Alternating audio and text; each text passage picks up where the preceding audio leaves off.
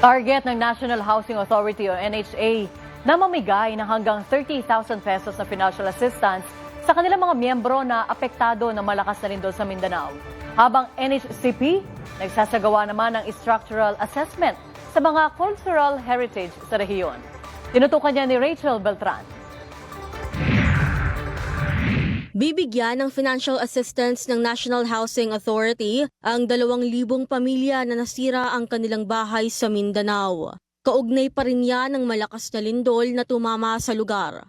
Ayon sa ahensya, nasa 10 to 30,000 pesos ang kanilang ipamimigay para sa mga partially and totally damaged houses. Bukod dyan, nagpatupad na rin ng moratorium sa amortization payment sa kanilang mga benepisyaryo para sa buwan ng Hunyo sa buong Mindanao. Ina-assess po namin, pwede pa po ito ma-extend pero as of now po, for the whole month of June, hindi na po kailangan magbayad ng amortization payments sa aming mga benepisyaryo. Tiniyak din ng ahensya na wala rin kailangang bayarang interest at penalty at pwede pa itong ma-extend depende sa kanilang magiging assessment.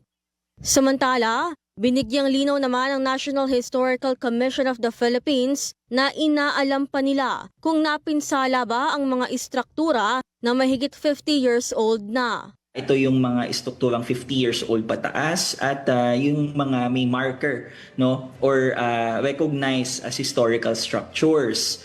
We have to be very careful with the verification first. And we also acknowledge, no, na importante munang ma-prioritize ang humanitarian assistance. Nagpaalala pa ang NHCP sa mga LGU na wala munang papapasukin sa mga building kung hindi pa ito nasusuri. At kung sakali mang may masagip na artifacts, dapat daw ay ibalot ito sa Japanese paper at itabi muna sa mas ligtas na lugar. Matapos ang verification, magsasagawa ng NHCP ng initial assessment sa mga apektadong cultural heritage. Hindi lang kasi nila ito basta-basta heritage asset dahil nagsisilbi rin itong kabuhayan ng ibang Pilipino.